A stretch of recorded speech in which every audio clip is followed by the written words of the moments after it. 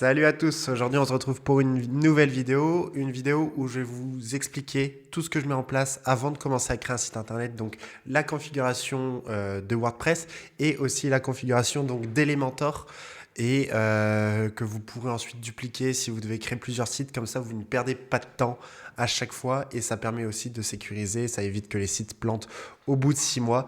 Donc c'est parti. Ok, on commence d'abord par la base. Donc vous vous connectez à votre WordPress et vous allez directement donc là j'ai déjà sur mon site internet déjà installé toutes mes extensions et tout ça, mais on va repartir comme si je faisais de zéro. Vous allez aller dans Réglages général. Donc voilà. Donc vous allez arriver sur cette interface. Ici, ça va être le titre de votre site. Donc c'est ce qui va apparaître ici. Mais aussi, par exemple, si vous ne changez pas les titles SEO, etc., c'est ce qui va apparaître sur Google. Par exemple, si je marque WebArmor. Donc vous voyez ici, agence WebArmor, j'ai changé, ça m'a mis ça. Sinon, vous pouvez en fait configurer cet élément à partir d'ici. Donc voilà, vous pouvez aussi choisir un slogan, mettre votre favicon. Donc ici, là, pour configurer donc le HTTPS, il faut bien mettre les URL en HTTPS. Donc ça, c'est votre email administrateur. Donc là, si c'est un site vitrine, ça, vous n'avez pas besoin. Vous devez mettre bien sûr en langue française, en fuseau horaire, donc Paris, si vous êtes français, et configurer le format de date, donc au 5 janvier 2026, et il est 16h26. Vous allez vous rendre donc dans lecture, et en fait, par défaut, WordPress met comme page d'accueil les derniers articles. Donc, il va falloir cliquer sur page statique et sélectionner votre page d'accueil. Et si vous laissez l'interface par défaut donc de votre blog, vous sélectionnez la page blog. Donc voilà.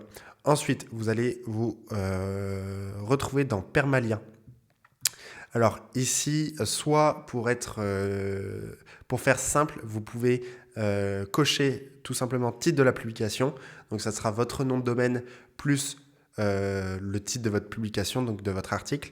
Moi, ce que j'ai fait, parce que j'ai structuré mon blog, j'ai fait catégorie. Ça fait donc catégorie plus le permalien que j'ai mis. Par exemple, si on va dans mon blog, on va sur mon dernier article. Vous voyez, j'ai ma catégorie, donc référencement. Et donc là, c'est mon mot-clé, référencement Bing SEO. Voilà. Et ensuite, vous pouvez enregistrer. Donc voilà, pour configurer aussi le SSL, donc généralement, si vous avez comme hébergeur Hostinger, ça le fait tout seul. Mais sinon, vous allez aller dans Elementor. Donc une fois que bien sûr vous l'avez installé. Et vous allez aller dans Outils. Et donc là, vous allez forcer en fait tout simplement... voilà, vous allez forcer tout simplement le HTTPS. Il faut bien, normalement, si c'est pas mis, il y aura marqué HTTPS, http:// et vous rajoutez votre S. Ok, maintenant, on va configurer directement Elementor. Donc, vous allez aller dans Réglages et donc vous allez aller dans Fonctionnalités. Et ici, il est important d'activer, donc moi c'est par défaut parce que c'est la dernière version de WordPress, mais si vous êtes sur une ancienne, il faut bien sûr mettre actif les conteneurs. Il faut aussi mettre actif les éléments imbriqués, donc ça va permettre de faire des menus et ça permet en fait de faire des mises en page beaucoup plus complexes avec directement les widgets proposés par Elementor par défaut. Donc voilà, vous allez faire enregistrer.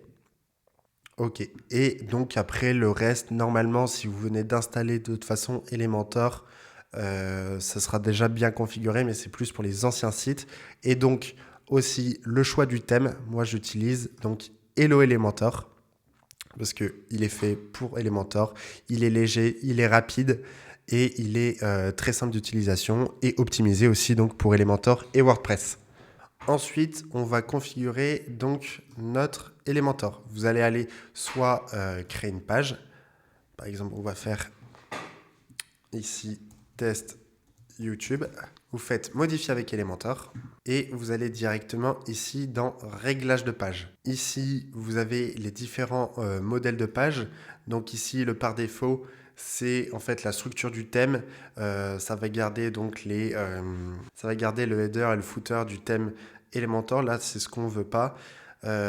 Après, ici, donc le Elementor Canvas Elementor, c'est tout simplement, ça permet en fait de faire une page blanche, donc qui ne prend pas en compte votre header et votre footer. C'est parfait par exemple si vous voulez faire une landing page tout simplement.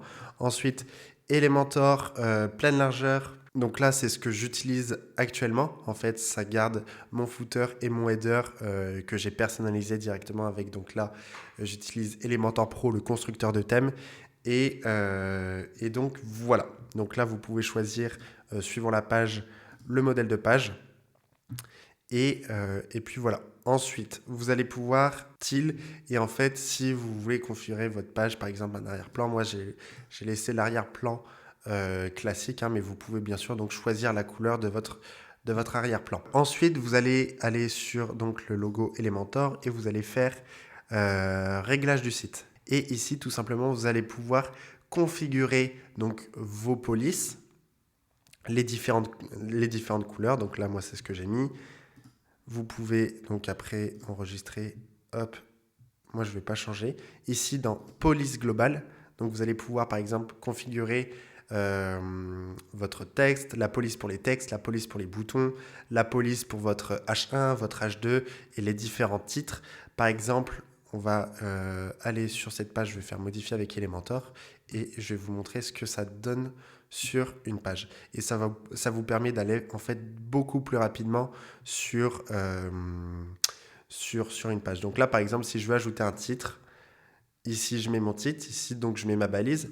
Et tout simplement, au lieu d'aller chercher à chaque fois ma police d'écriture, configurer ma taille, ajouter ma graisse, ajouter des transformations du style, et bien tout simplement, je vais dans le petit onglet personnalisé et je choisis. Donc là, ça, par exemple, si c'est un H2, ben, je vais cliquer là-dessus. Si c'est un H3, ben, je vais cliquer là-dessus. Si, par exemple, c'est pour un bouton, donc là, c'est ma police pour les boutons. Et donc, ça prend vos paramètres directement et ça vous permet de vous faire gagner énormément de temps. Vous allez donc pouvoir configurer ici. Ensuite, donc là, les typographies, c'est aussi... donc là, moi, j'ai laissé tout en couleur. Tac, voilà les liens. Et sinon, ça va permettre en fait du même principe que je viens de vous montrer. Si par exemple, j'ajoute du texte, voilà, il va reprendre la couleur que j'ai mis en place ici. Et si par exemple, je fais un lien sur cet élément, hop, et il va le mettre en bleu parce que je l'ai configuré dans ma couleur. Et donc là, c'est pareil avec la typographie. Ok. Ensuite, donc là, les boutons, c'est pareil. Quand je vais ajouter un bouton, tout simplement, il va être déjà aussi configuré avec l'effet au survol, les bords arrondis et donc aussi ma police. Alors, la police qui est déjà mise aussi. Donc voilà.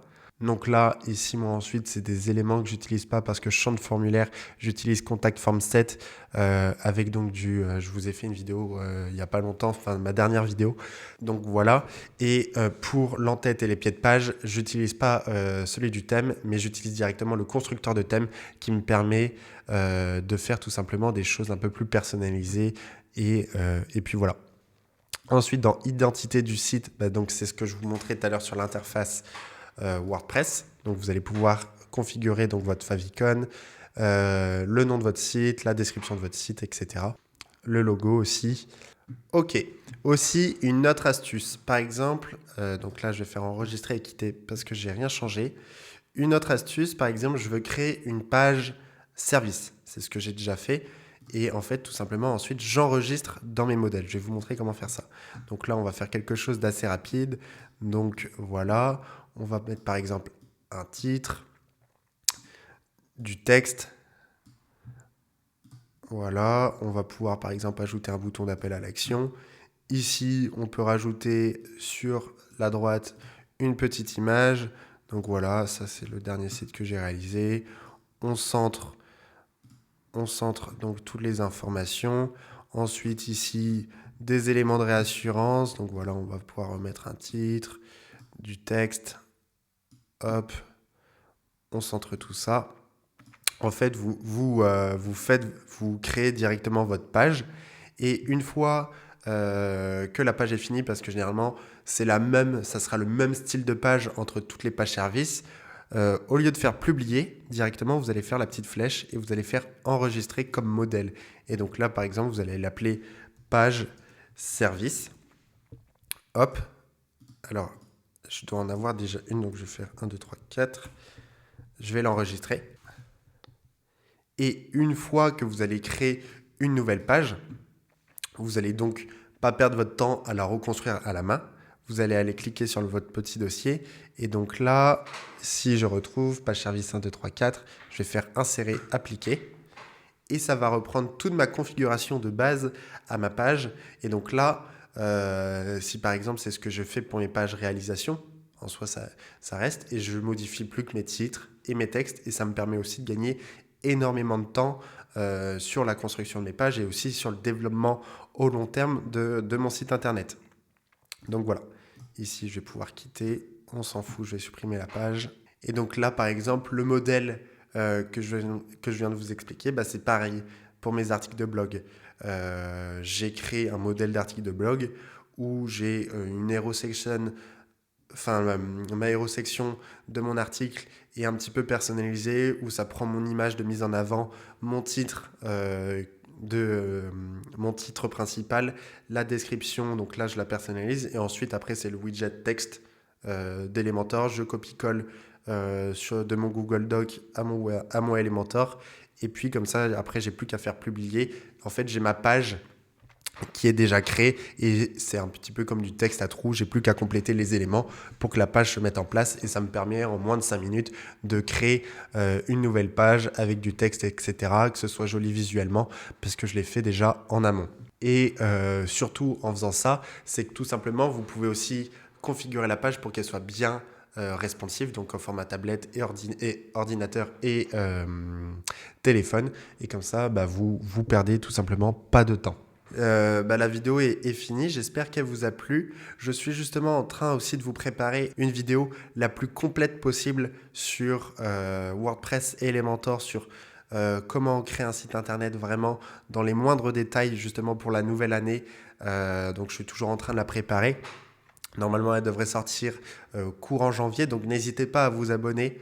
Ça sera la vidéo la plus complète possible par rapport à ça, en vous montrant aussi une étude de cas sur comment je pars de zéro pour créer un site internet. Mais déjà en suivant ces petites astuces de cette vidéo, vous pourrez donc gagner énormément de temps sur la création de votre site internet.